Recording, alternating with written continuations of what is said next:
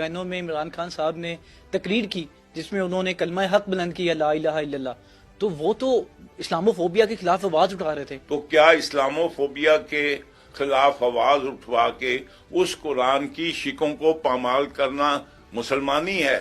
کیا اللہ تعالیٰ نے سورہ مومنون میں نہیں کہا کہ مومن مرد اور مومن عورتیں اپنی شرمگاہ کے امین ہیں؟ اگر آپ اپنی شرمگاہ کے امین نہیں تو صادق اور امین کہاں سے ہو گئے؟ لیجیے یہ بڈھا ایڈمرل مکمل طور سے سٹھایا ہوا شخص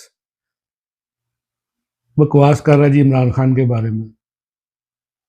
مجھے مکمل میرا خیال ہے کہ اس انٹرویو کے بعد اس کا جو نامہ اعمال ہے نا وہ بائیں ہاتھ سے دائیں ہاتھ میں آ جائے گا. اس کو گالیاں اتنی گالیاں پڑیں گی کہ اس کی طبیعت بھی صاف ہو جائے گی. شاید اس کا